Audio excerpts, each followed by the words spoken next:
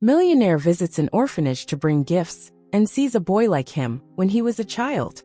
The air was crisp and frosty on Christmas Eve, carrying the faint scent of pine and the hum of distant carolers. Snow blanketed the streets of Chicago, its pristine white interrupted only by the tire tracks of a convoy led by a gleaming black SUV. At the wheel, William Carter adjusted his silk scarf and leaned back into the leather seat. His eyes flicked momentarily to the rearview mirror, catching the truck trailing behind. A truck brimming with neatly wrapped presents destined for the children of St. Mary's Orphanage. For most, William Carter was a name synonymous with boundless wealth. To him, though, it was a reminder of a childhood that often felt more like survival than living.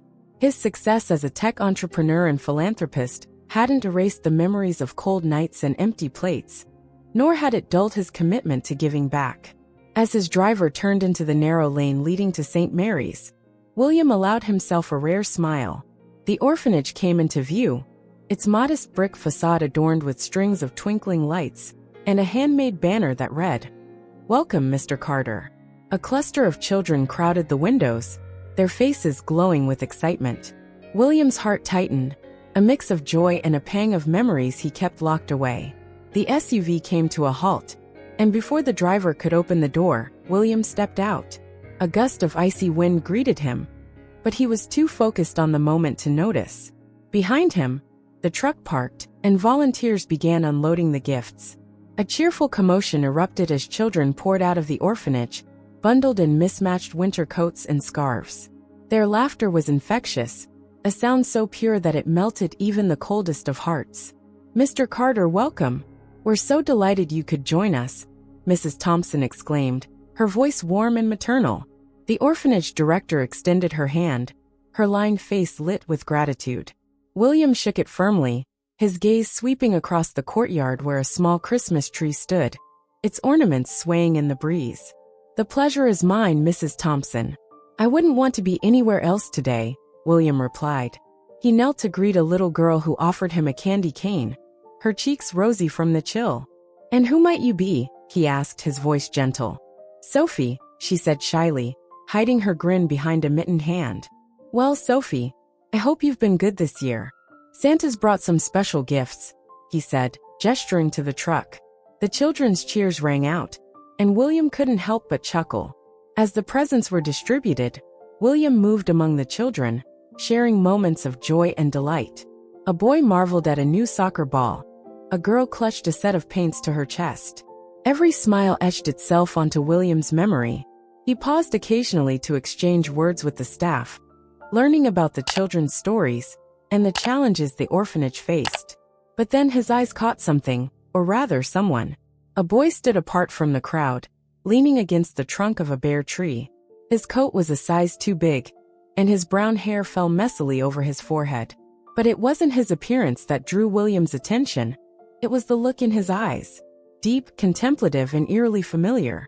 William's heart skipped a beat. "Excuse me, Mrs. Thompson," he murmured, making his way toward the boy. The child noticed him coming and stiffened slightly but didn't move away. William crouched to meet him at eye level. "Hi there," he said softly.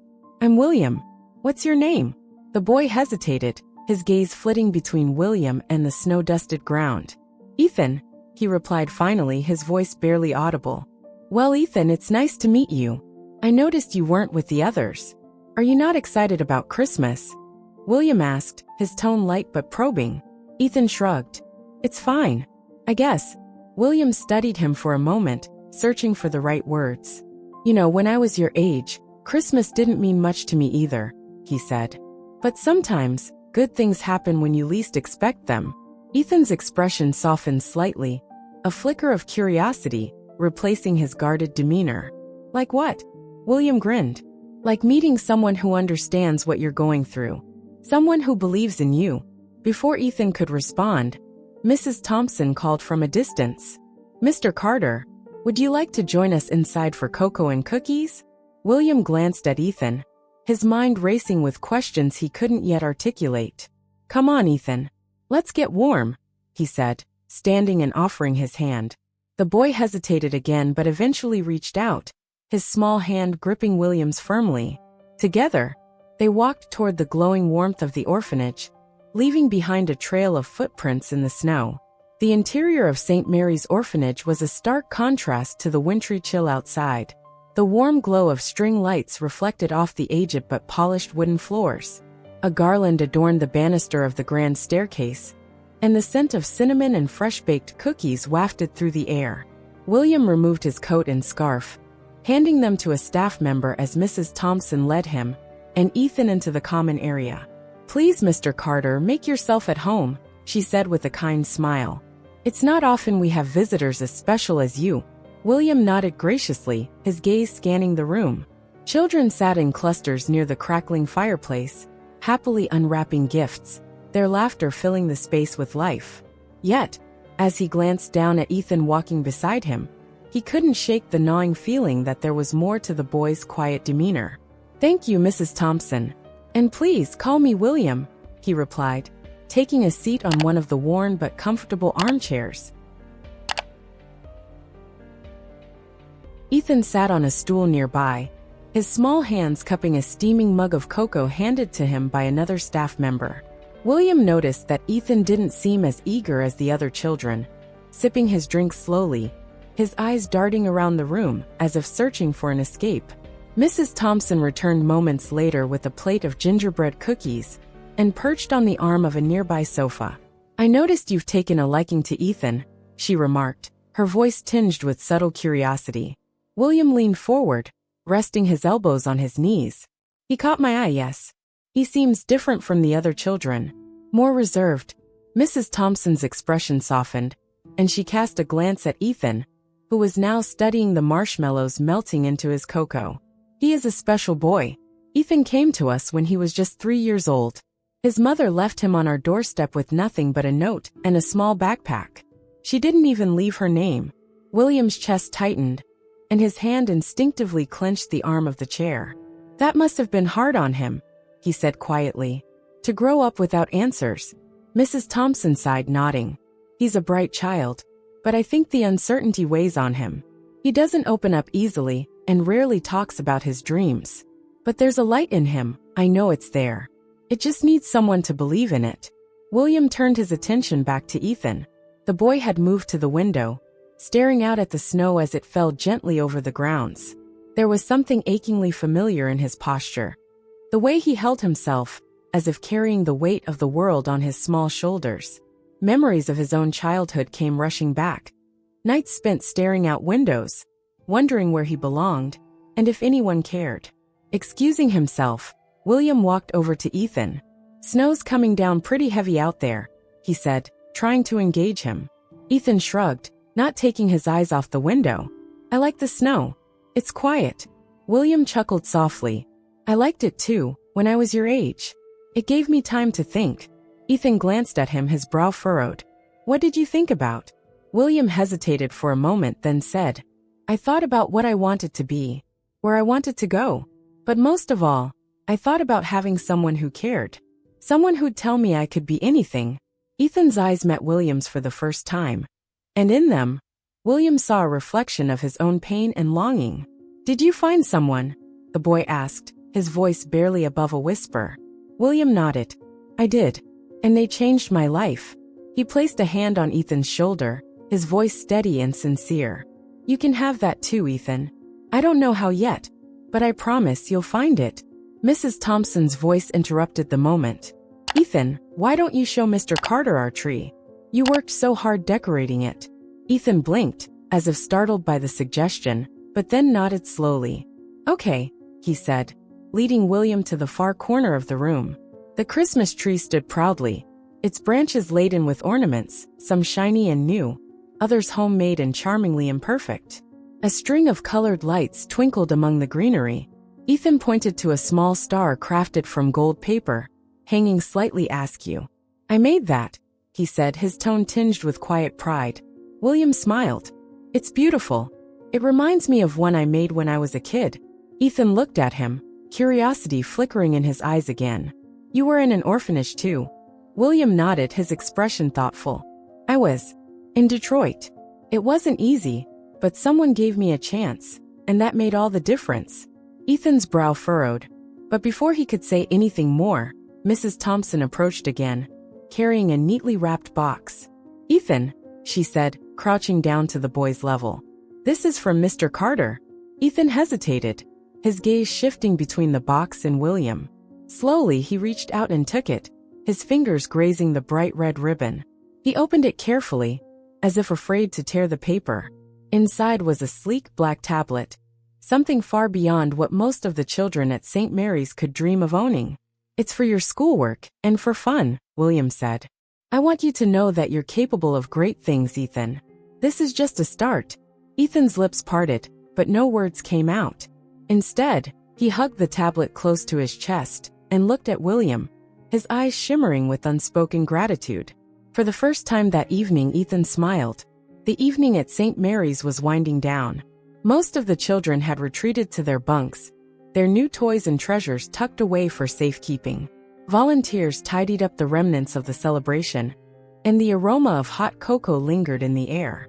William stood near the fireplace, exchanging a few final words with Mrs. Thompson, when he noticed Ethan slipping away toward the back of the common room.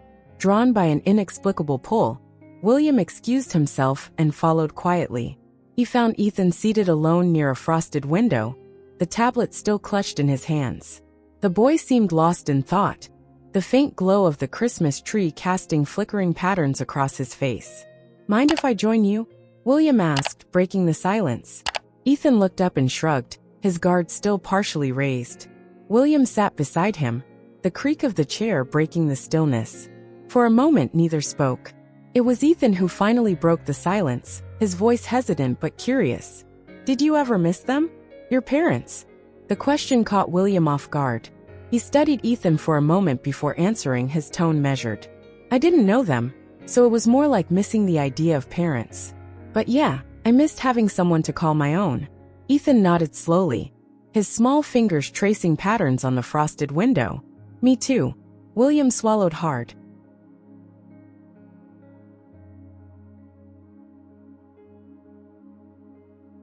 The boy's words were a quiet echo of his own childhood, and the connection he felt deepened with each passing moment. "But you're not alone, Ethan," he said gently. "You've got people here who care about you." Ethan shrugged again. "It's not the same." William wanted to press further, to uncover the layers of hurt hidden behind Ethan's somber demeanor. But something stopped him. He knew all too well the need for patience, the time it took to let walls crumble naturally. Instead, he reached into his pocket and pulled out a small photo he always carried. A faded picture of himself as a child, taken on his first Christmas at the orphanage. In the photo, his hair was slightly messy, his expression wary, and his hand rested awkwardly on the shoulder of a man who would later become his adoptive father. "This was me," William said, handing the photo to Ethan. The boy took it with wide eyes, studying it intently. His gaze flicked between the picture and William, his brow furrowing. "It looks like me," Ethan murmured. He raised his hand instinctively to his forehead, where a faint scar ran along his brow. Even the scar. William's heart pounded. The resemblance was uncanny, almost too much to believe. He leaned closer, examining the boy's face, as if seeing it clearly for the first time. The messy brown hair, the soulful eyes, the faint scar that mirrored his own. It was as though he were staring at a younger version of himself. "Ethan," William said softly, his voice tinged with wonder. "Where did you get that scar?" The boy hesitated, his hand dropping to his lap. "Mrs. Thompson said I got it when I was little, before I came here. I don't really remember." A flood of memories rushed through William's mind, scraping his head on a rusty gate while fleeing from an older bully. The sting of antiseptic as a kind nurse cleaned the wound. He hadn't thought of it in years, but now it was all he could see. The air between them grew heavy with unspoken possibilities. William glanced toward Mrs. Thompson, who was finishing up a conversation across the room, then turned back to Ethan. "Do you know where you were before you came here?" William asked carefully. Ethan shook his head. "Mrs. Thompson says I was left here when I was 3. They didn't know much about me. Just my name and birthday, November 5th. William's breath caught. The date struck him like a jolt of lightning. His own mother had left him at an orphanage in Detroit on November 5th. Ethan's birth date. Could it be? Was this more than coincidence? "I think I need to speak with Mrs. Thompson," William said, his voice tight with barely restrained urgency. Ethan looked at him confused. "Did I do something wrong?" the boy asked, his voice small and anxious. William crouched to meet Ethan's gaze, placing a steady hand on his shoulder. "Not at all," he said firmly. "You're perfect, Ethan. I need to figure something out." The boy nodded, still unsure but trusting enough to let William go. Rising, William crossed the room to where Mrs. Thompson was gathering papers into a folder. She looked up as he approached, her warm smile fading slightly at the intensity in his expression. "Mrs. Thompson, can we speak privately for a moment?" William asked. She nodded, leading him to a quiet corner of the room. "What's on your mind, Mr. Carter?" she asked, folding her hands in front of her. William hesitated, his thoughts racing. "I need to know more about Ethan. Where he came from before St. Mary's. Anything you can tell me?" Mrs. Thompson frowned, her expression tinged with concern. "I'm not sure there's much to tell. Ethan was left here anonymously with a note. It said his name was Ethan and gave his birth date, but that's all we know. He didn't come with any documents or family history." William's heart sank. The pieces were there, tantalizingly close but still incomplete. "And there's been no contact from anyone claiming to know him? No one checking in on him?" She shook her head. "No one. I've always hoped someone might come forward. But it's been years." William stared past her, his mind churning. If Ethan was who he thought he might be, it would change everything. But the uncertainty gnawed at him. He couldn't act on a hunch alone. "Thank you, Mrs. Thompson," he said finally, his voice thick with emotion. "I think Ethan's story might be connected to mine. I just need time to confirm it." Mrs. Thompson's eyes widened, but she nodded, her tone laced with cautious hope. "If there's anything I can do to help, please let me know." William glanced back at Ethan, who sat quietly by the window, the tablet still cradled in his lap. A surge of protectiveness and determination welled up inside him. Whether or not Ethan was part of his past, one thing was certain. The boy deserved a future filled with love and opportunity.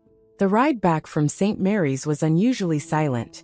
The festive buzz that had enveloped William Carter earlier had been replaced by a storm of thoughts and questions. As the SUV navigated through Chicago's snow-covered streets, William stared out the window, watching the city lights blur into streaks of gold and white. Ethan's face haunted his thoughts.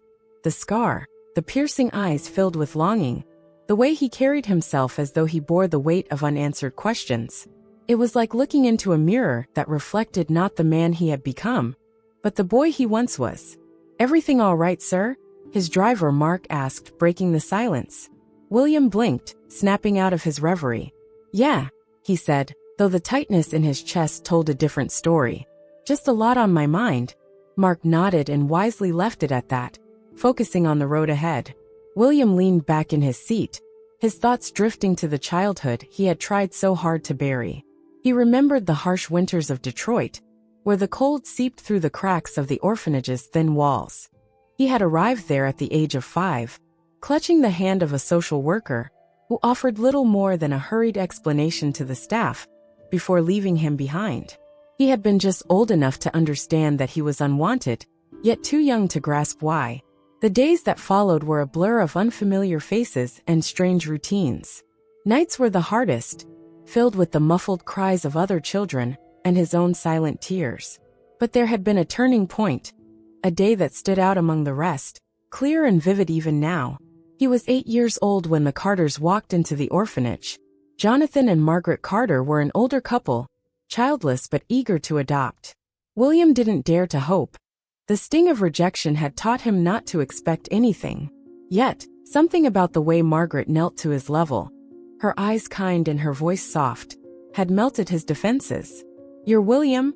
she had asked, as if confirming something she already knew. When he nodded, she smiled. "We've been looking for you." Looking for him. Those words had changed his life. The Carters took him in, showering him with love and opportunities he never imagined were possible. They encouraged his fascination with technology, buying him his first computer, and signing him up for coding classes. Their belief in him had propelled him to where he was today, but they had never been able to answer the one question he held closest to his heart. Why had his biological family abandoned him? As the SUV pulled into the circular driveway of his sprawling estate, William felt the familiar ache of unresolved longing. Tonight, though, it was sharper, more urgent. Ethan's face swam before him, tethering him to a past he thought he had moved beyond. Could this boy somehow be connected to him? The resemblance was too uncanny to dismiss as coincidence. He entered his home, greeted by the warmth of a roaring fireplace and the subtle scent of cedarwood. The house was vast and elegant, but its quietness often felt oppressive. As he shed his coat and gloves, his mind returned to Ethan. He couldn't shake the thought that the boy was more than just a reminder of his younger self. Crossing the room, William opened a cabinet in the corner, retrieving an old leather-bound photo album. He hadn't touched it in years, but tonight felt like the right time. Settling onto the plush couch, he began flipping through the pages.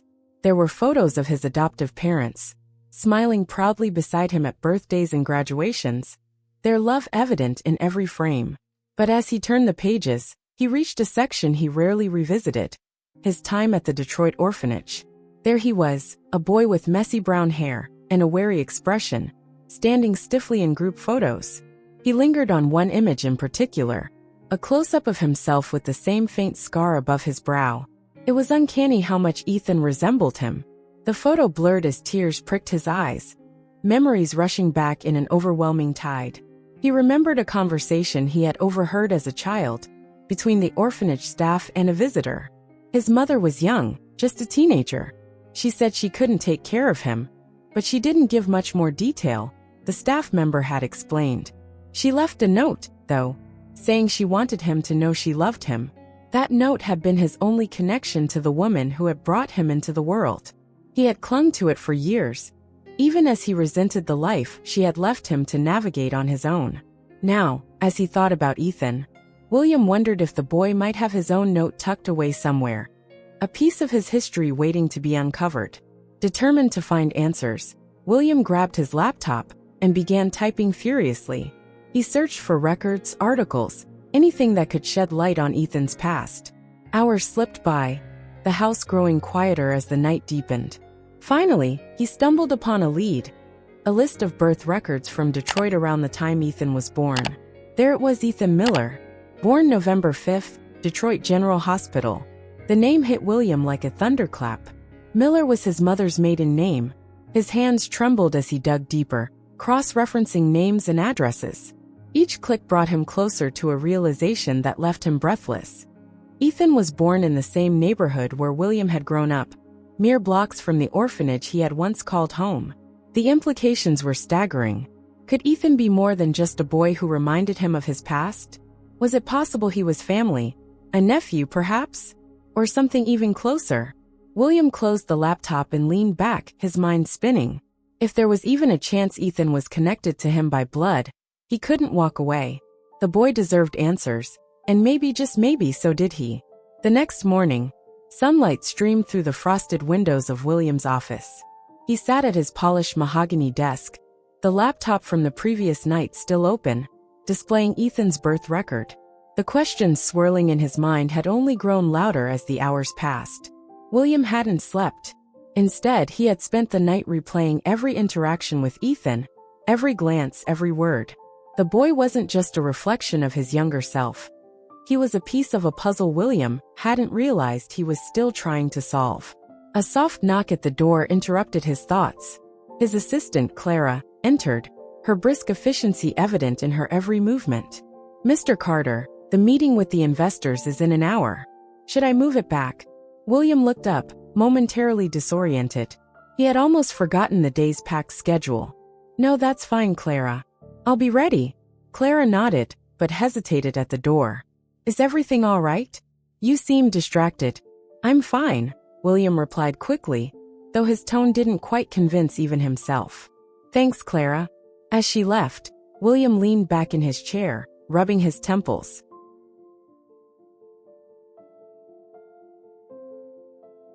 He couldn't focus on corporate deals or financial forecasts when Ethan's face kept invading his thoughts. With a deep breath, he made a decision. Before diving into his work obligations, he needed to take a step forward in understanding Ethan's story. Reaching for his phone, He dialed the number for St. Mary's Orphanage. Mrs. Thompson answered after the second ring, her voice as warm and reassuring as ever. "Mr. Carter, what a pleasant surprise. How can I help you?" "Mrs. Thompson," William began, choosing his words carefully. "I was wondering if you could share a little more about Ethan. I can't stop thinking about him." Her tone softened. "I understand, Mr. Carter. Ethan has that effect on people. There's something about him that tugs at the heartstrings. But as I mentioned last night, we don't know much about his background. He was left here with very little information. Did he have anything with him? A note maybe? Anything that might give a clue about his family?" William asked, his voice tight with anticipation. There was a pause on the other end of the line before Mrs. Thompson answered. "Yes, there was a note. It was simple, just his name and birth date. It said, 'Take care of him.' I've kept it in his file all these years. Would you mind sending me a copy?" William asked. He didn't want to explain his suspicions just yet. Not until he had more clarity. Mrs. Thompson hesitated briefly before agreeing. "Of course. I'll scan it and send it over today." "Thank you," William said, his gratitude genuine. "I appreciate this more than you know." When the email arrived an hour later, William stared at the attachment with a mix of hope and fear. Clicking it open, he saw a scanned image of a yellowed piece of paper. The handwriting was uneven, almost hurried, and the words were sparse. "Ethan Miller. November 5th. Take care of him." But what caught William's attention was the faint smudge in the bottom corner. A small heart drawn in blue ink. He recognized it instantly. His mother had used the same symbol in the note she had left with him at the orphanage. A tiny detail that had comforted him in his darkest moments. His chest tightened as realization began to set in. Ethan wasn't just a boy who resembled him. He wasn't just a stranger with a coincidental connection to his past. Ethan was family. That evening, William returned to St. Mary's. The children were finishing dinner, and the room buzzed with chatter and laughter. Ethan sat at the end of a long table, picking at his food. When he saw William, his eyes widened in surprise. "You're back," Ethan said quietly, as if he couldn't believe it.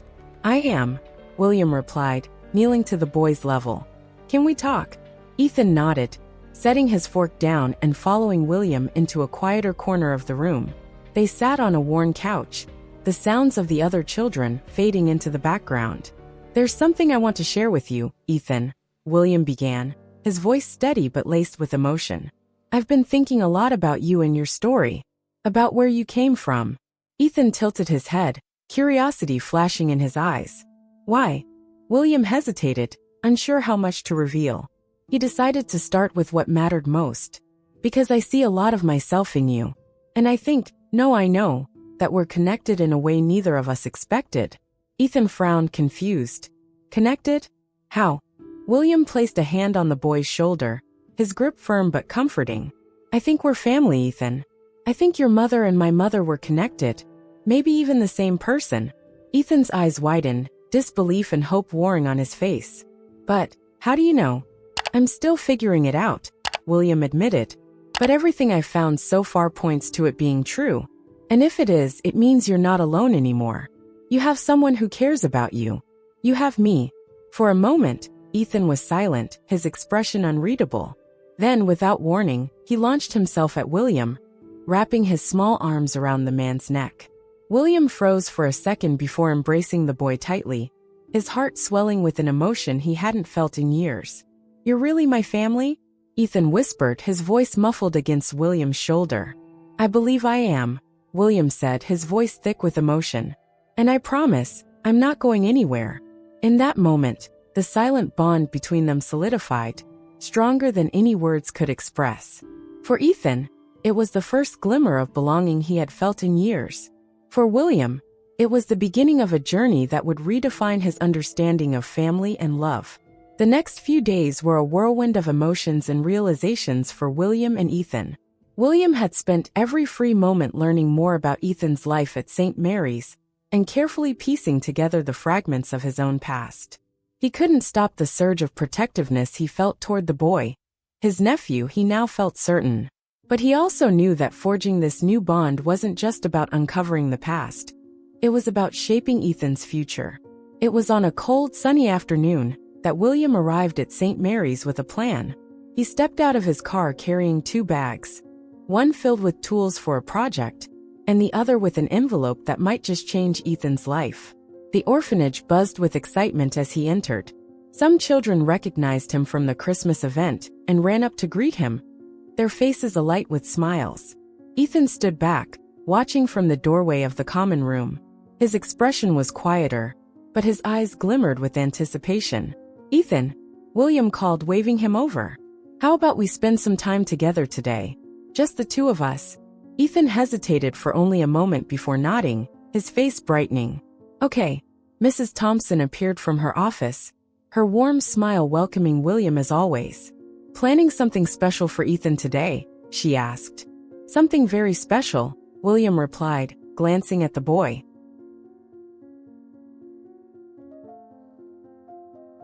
"He's been telling me about his dreams."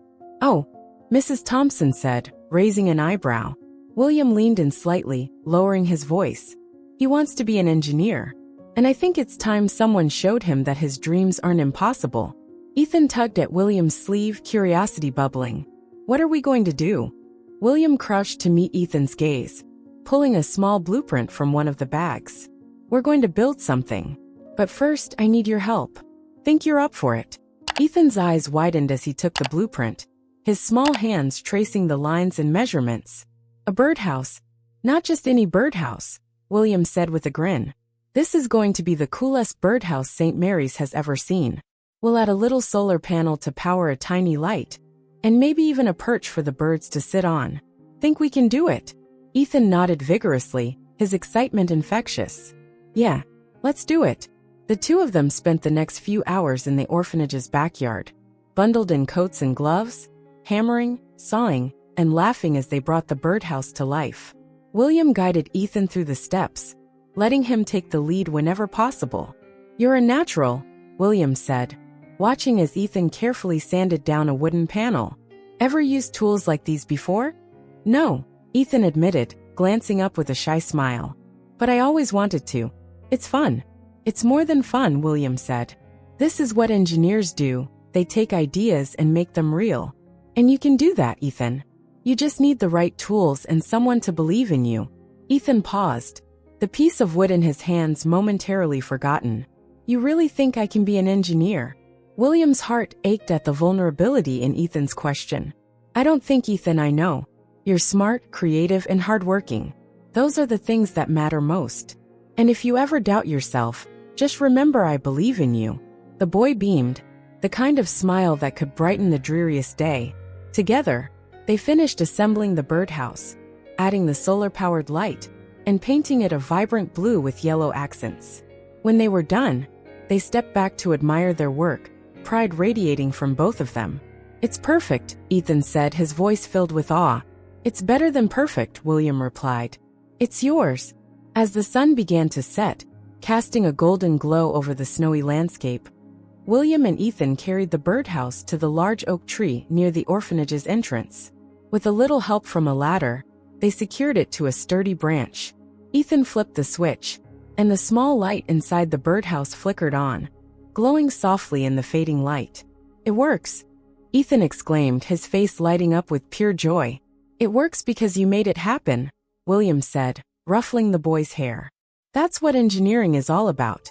They stood in silence for a moment, admiring the glow of the birdhouse. William felt a swell of pride, not just for what they had built, but for the bond they were creating. "Thank you," Ethan said quietly, breaking the silence. "For believing in me." William knelt beside him, his voice steady but filled with emotion. "You don't have to thank me, Ethan. That's what family does, they believe in each other.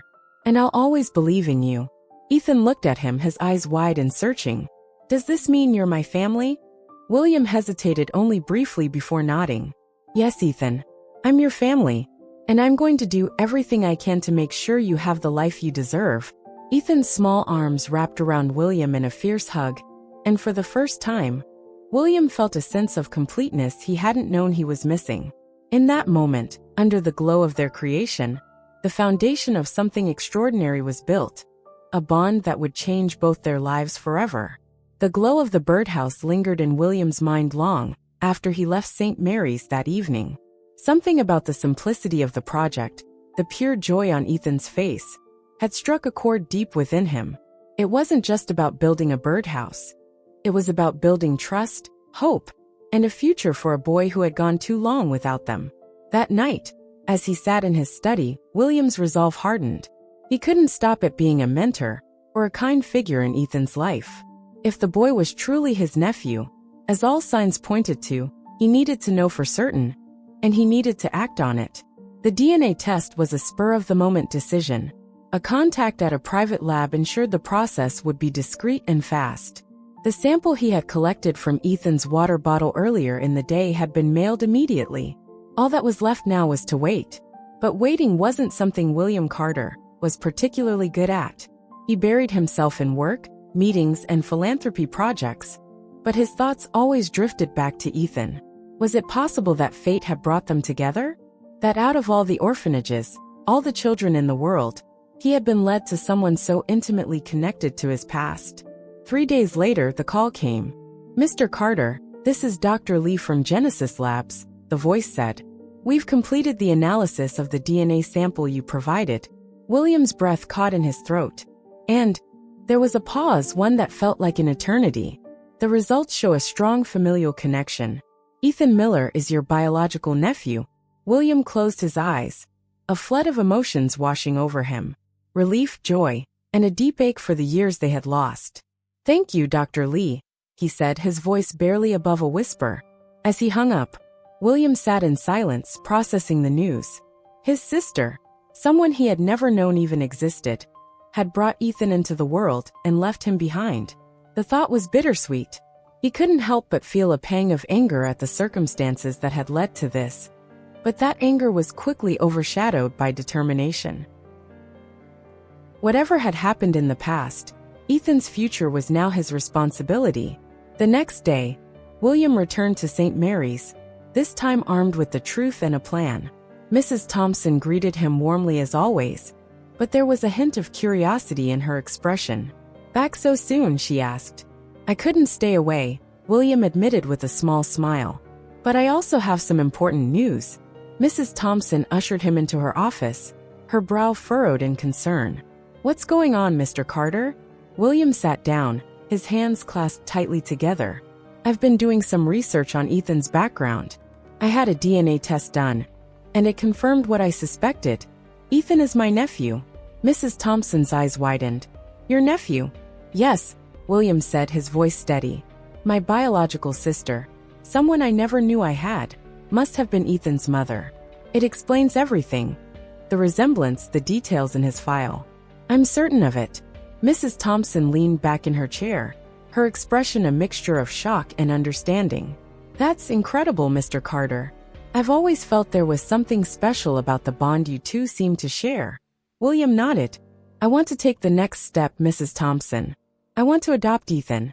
The words hung in the air, heavy with meaning. Mrs. Thompson's eyes softened, but there was a flicker of hesitation. "That's a wonderful gesture, Mr. Carter. But you know this won't be a simple process. There are legalities, background checks." "I understand," William said, cutting her off gently. "I'll do whatever it takes. Ethan deserves a home, a family. He deserves to know he's not alone." Mrs. Thompson smiled, her voice filled with warmth. "If anyone can give Ethan the life he deserves, it's you. I'll support you in every way I can." Later that afternoon, William found Ethan in the common room, tinkering with a small clock he had taken apart. The boy's concentration was fierce, his fingers deftly adjusting the gears. William watched for a moment, pride swelling in his chest. "You've got quite the talent," he said, breaking the silence. Ethan looked up, startled, but his face lit up when he saw William. "I just wanted to see how it works. That's how all great engineers start," William said, sitting beside him. "But I wanted to talk to you about something." Ethan set the clock down, sensing the seriousness in William's tone. "What is it?" William took a deep breath. "Ethan, I've been looking into your past, into our past. And I've learned something important. You and I were family." Ethan blinked, his expression a mixture of confusion and wonder. "Family? Like real family?" "Yes," William said, his voice firm. "I'm your uncle. Your mother was my sister. For a moment Ethan didn't speak. Then his eyes filled with tears, and he looked down at his hands. "She left me," he whispered. "Why?" William's heart ached at the raw pain in Ethan's voice. He placed a gentle hand on the boy's shoulder. "I don't know why, Ethan. But what I do know is that she loved you. And so do I." Ethan looked up, his tear-streaked face filled with hope. "You really mean that?" "I do," William said. "And that's why I want to bring you home. I want to adopt you, Ethan. If you'll let me." The boy stared at him, disbelief and joy warring on his face. You want me?" "More than anything," William said, his voice breaking. "You're not just my nephew, Ethan. You're family. And family means never letting each other go." Ethan launched himself into William's arms, clutching him tightly. "I want that too," he said, his voice muffled. "I want to go home with you." In that moment, everything fell into place. The past, with all its pain and unanswered questions, no longer mattered. What mattered was the future. A future where Ethan would never have to wonder if he was wanted or loved. The adoption process began swiftly, driven by William's unyielding determination and Mrs. Thompson's wholehearted support. It wasn't without its challenges. Lawyers, social workers, and court officials reviewed William's background and intentions with meticulous scrutiny. Yet his reputation as a philanthropist and the obvious bond he shared with Ethan became undeniable assets. For Ethan, the weeks that followed were a whirlwind of emotions. The boy was cautious, as if afraid the happiness he felt might be snatched away. But William's presence never faltered. He was there every day, whether to help Ethan with schoolwork, tinker with a new project, or simply talk about the dreams Ethan was beginning to believe might come true. One crisp morning, William arrived at St. Mary's with a special surprise in hand. Ethan was waiting by the window, as he often did, scanning the driveway for the familiar black SUV. When it pulled up, he dashed to the door, his excitement barely contained. "Ethan," William called as he stepped out, holding a rectangular package wrapped in silver paper. "I have something for you." The boy's curiosity was palpable as William handed him the gift. "What is it?" Ethan asked, his fingers already working at the edges of the paper. "Open it and see," William said, smiling. Ethan tore away the wrapping to reveal a sleek leather binder. Confused, he looked up at William, who encouraged him to open it. Inside was a carefully arranged collection of documents and photos. The top page bore the official heading of the Cook County Family Court and the words, "Petition for Adoption." Ethan's eyes widened as he looked back at William, his voice trembling. "Is this?" "It's official," William said, kneeling so they were eye level. "In just a few weeks, you'll legally be my son." For a moment, Ethan was speechless. Then he threw his arms around William, holding him as if he never wanted to let go. "I don't know what to say," he whispered, his voice breaking. "You don't have to say anything," William replied, his own voice thick with emotion. "Just know that this is where you belong. Always." As the days passed, William made every effort to prepare Ethan for his new life. He wanted the boy to feel not just welcomed, but truly at home. He redecorated a room in his house, letting Ethan pick the colors and furniture. Together, they transformed the space into a sanctuary filled with books, tools, and posters of bridges and skyscrapers, symbols of Ethan's dream to become an engineer. One evening, as they worked on assembling a bookshelf, Ethan paused, his screwdriver hovering midair. "William," he began, then corrected himself shyly. "I mean, Dad." William froze for a moment, the word striking him with a warmth he hadn't expected. "Yes, son," he said, his voice steady but filled with pride. Ethan smiled, his cheeks coloring slightly. "Why did you want to adopt me? I mean, you have everything." "You didn't have to." William set down his own tools and turned to face Ethan fully. "Because I see myself in you, Ethan. And I know what it feels like to wonder if you'll ever belong. When I found out you were family, it wasn't a choice. It was something I had to do. You deserve a chance to dream, to grow, to know you're loved." Ethan's eyes shone with unshed tears. "I feel like I've been waiting for this my whole life," he said softly. William reached out, placing a hand on Ethan's shoulder. "And I've been waiting for you, even when I didn't know it. We were meant to find each other, Ethan. That's what family is." The day of the adoption hearing arrived, a milestone that filled the air with anticipation. William and Ethan dressed in matching navy suits, the boy grinning as he admired their reflection in the mirror. "We look like a team," Ethan said proudly. "We are a team," William replied, straightening Ethan's tie. "The best one." At the courthouse, Mrs. Thompson and several of the orphanage staff were present, their smiles reflecting the joy of the occasion. As they entered the courtroom, Ethan clung to William's hand, his nervousness apparent but overshadowed by excitement. The judge, a kindly woman with silver hair and an empathetic smile, reviewed the case and asked William a series of questions. "Why do you want to adopt Ethan?" she asked, her gaze steady. William stood, his voice firm but filled with emotion. "Because he's my nephew and I love him. He's an incredible boy, and he deserves the world.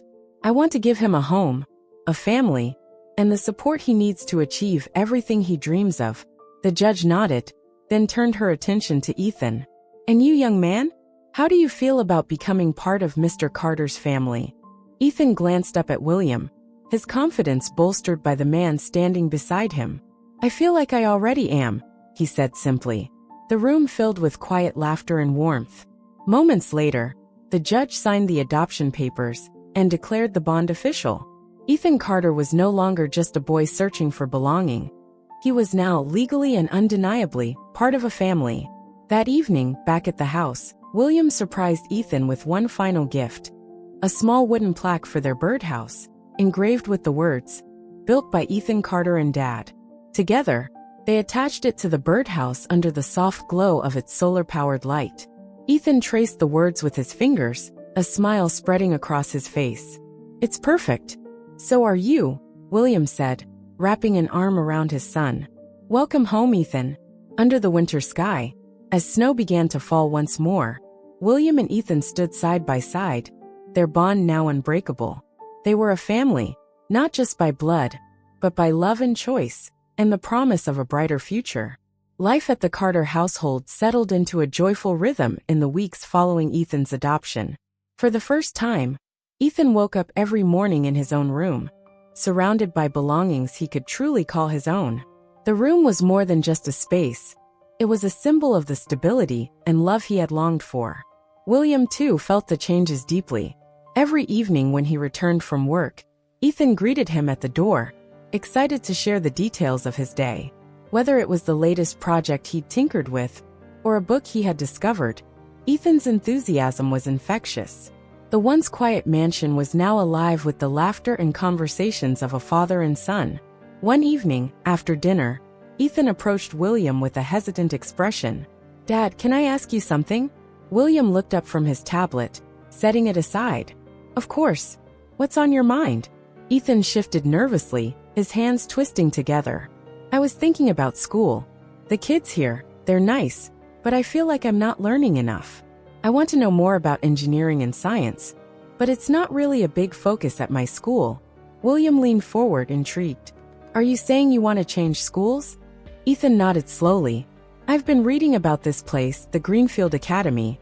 They have robotics classes and a science lab with 3D printers. It's the kind of place where I could really learn, but it's a private school. I know it's expensive." William smiled gently. "Ethan, you don't have to worry about that.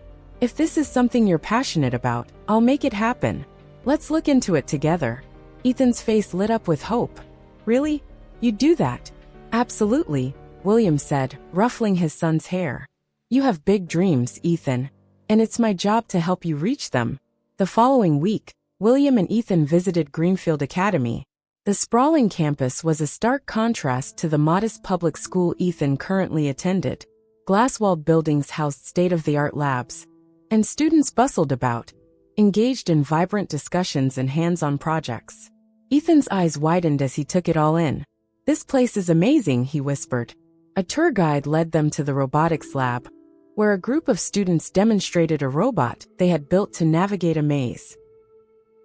Ethan was mesmerized, his questions pouring out faster than the guide could answer.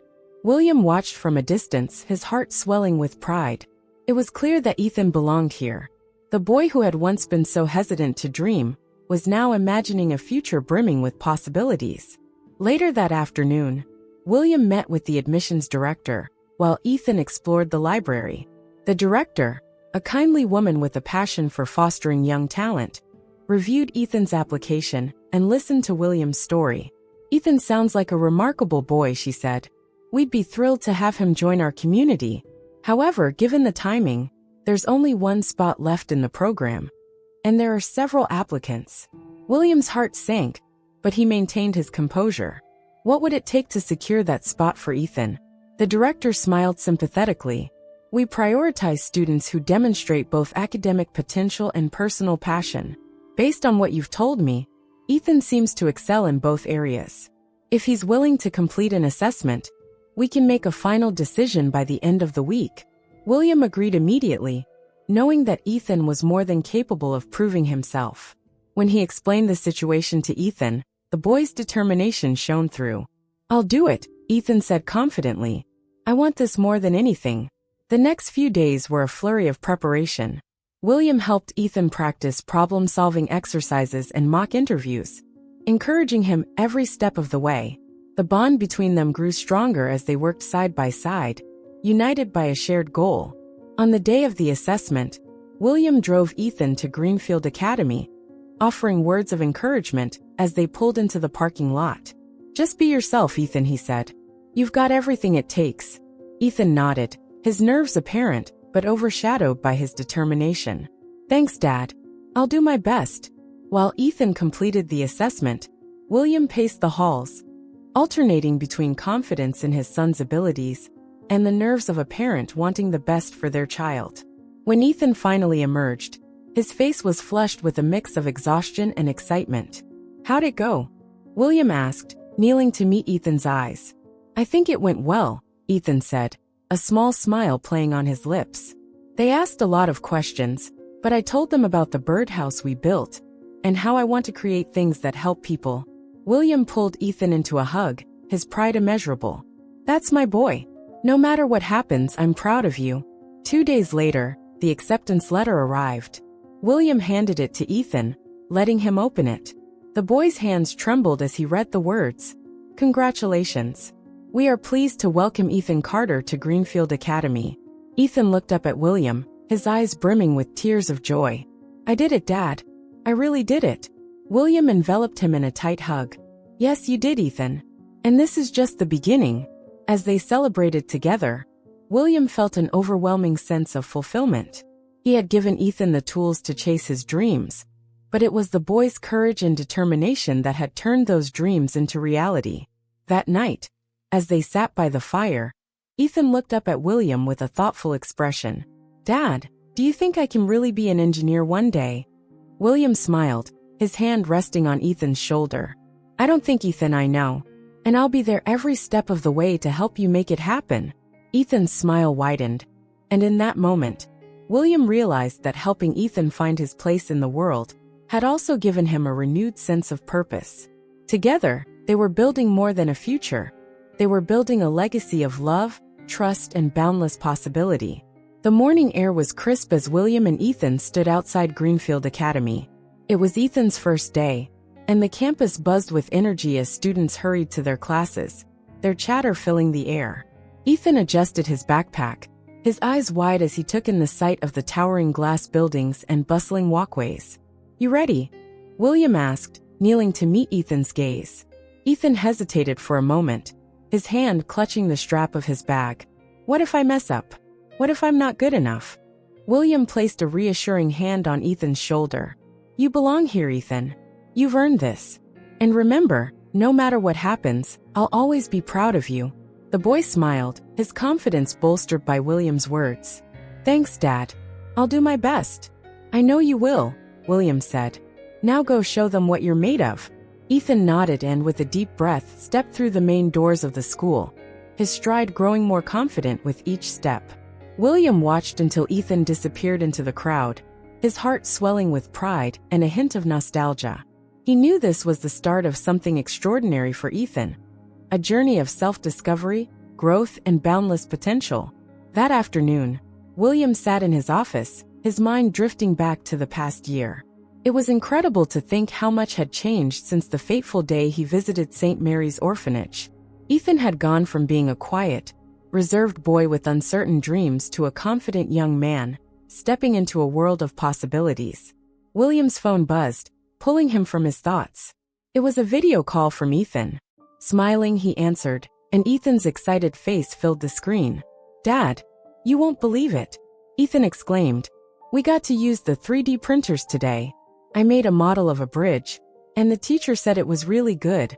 William beamed. "That's amazing, Ethan. I told you, you're a natural." Ethan grinned. "Thanks, Dad. I can't wait to show you when I get home." As the call ended, William leaned back in his chair, his smile lingering.